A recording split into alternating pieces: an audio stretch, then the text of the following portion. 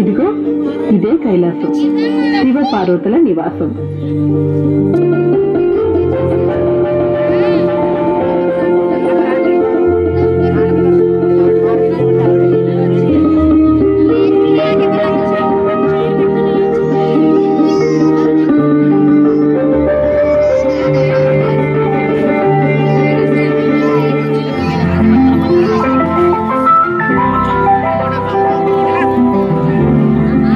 అదిగో అక్కడ కనిపిస్తుంది ఆమె పార్వతీదేవి, ఏదో ఆలోచిస్తుంది.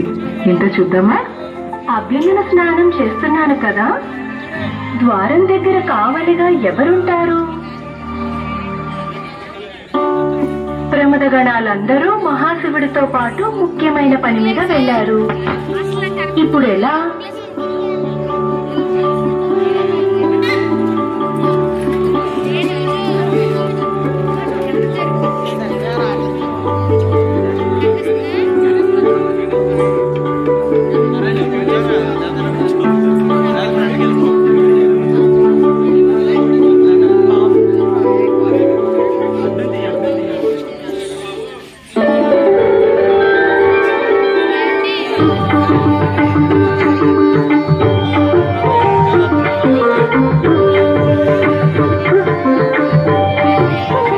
బొమ్మ ఎంత బాగుందో! ఈ బొమ్మకి ప్రాణం పోసి నిలబెడితే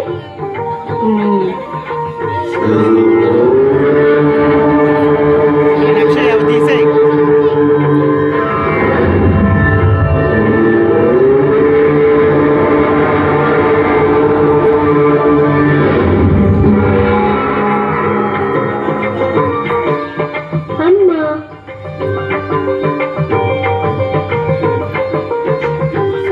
ఎంత అందంగా ఉన్నావో నా బంగారు తండ్రి. నమస్తే మాత.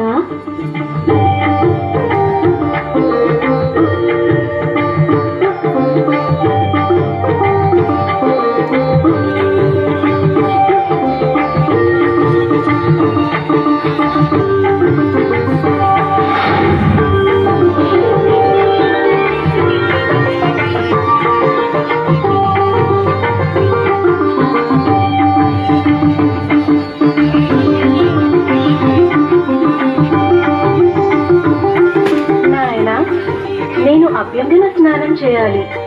ఎవరూ రాకుండా గుమ్మం దగ్గర కాపుగా ఉంటావా? సరే అమ్మా. నా అనుమతి లేనిది ఎవరినీ లోనికి రానివ్వద్దు, సరేనా? సరే, ఎవరూ రారు. మీరు నిశ్చింతగా స్నానమాచరించి రండి, నేను చూసుకుంటాను కదా.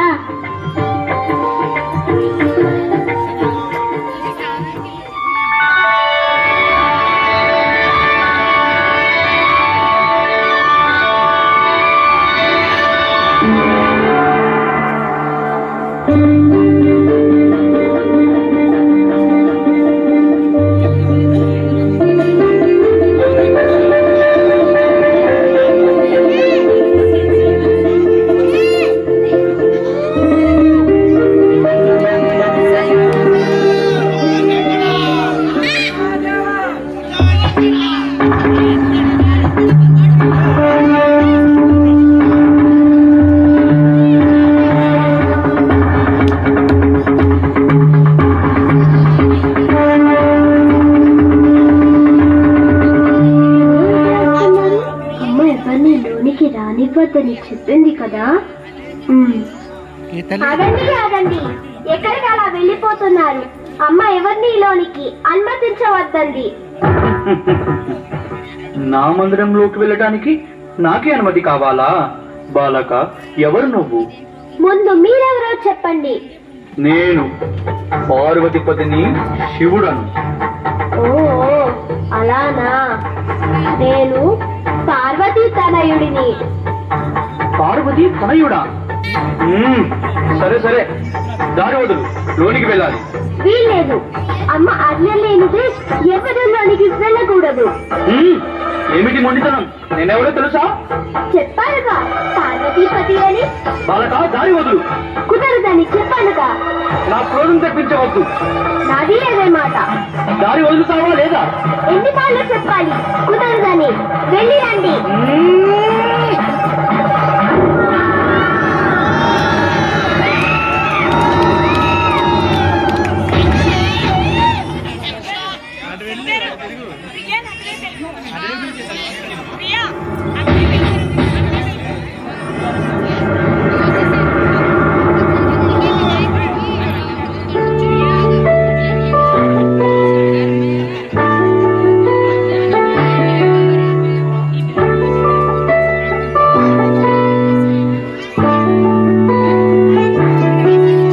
అదేమిటి స్వామి, లోనికి ఎలా వచ్చారు? బాలుడు అడ్డగించలేదా? అడ్డగించాడు. అందుకే ఆ బాలుడిని సంహరించి వచ్చాను.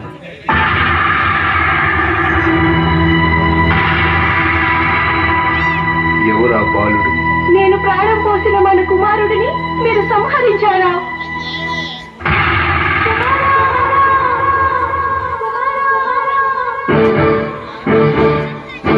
కుమారుడా?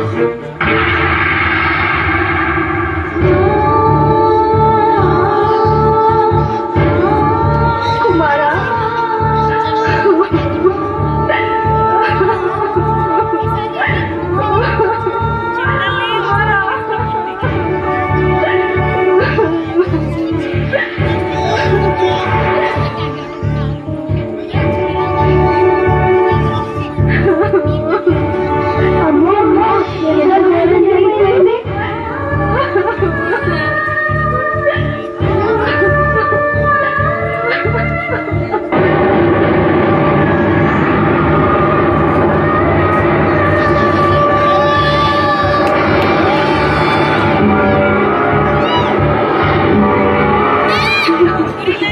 శాంతించు పార్వతీ మాత. ఎలా శాంతంగా ఉండగలను? నా బిడ్డ నాకు కావాలి. సోదరి పార్వతీదేవి, నీ పుత్రుడు నీకు తిరిగి ప్రాణాలతో లభిస్తాడు. శాంతించు సోదరి, శాంతించు. ఎలా సాధ్యం? నా శూలంతో తెగబడిన తల మళ్ళీ అక్కబడదు. వేరొక ప్రాణి తల తెచ్చి ప్రాణం పోయాడు. సమదులారా, మీరు వెళ్ళి ఉత్తర దిక్కుగా తల పెట్టి పడుకున్న ప్రాణితలు తీసుకురండి. అలాగే స్వామి.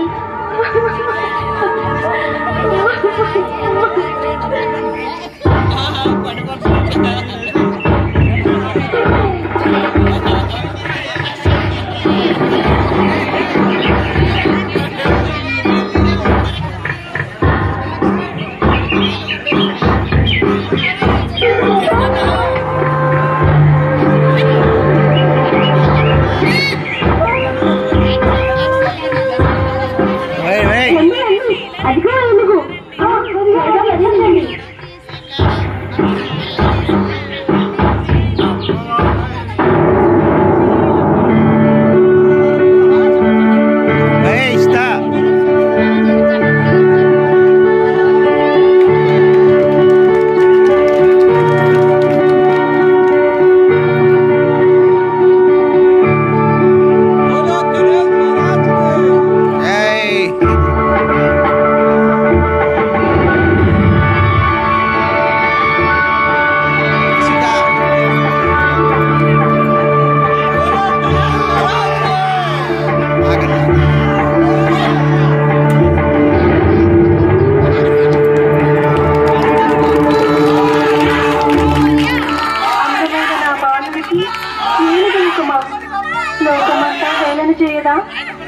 అమ్మా పార్వతి, అంతా విధి లిఖితం.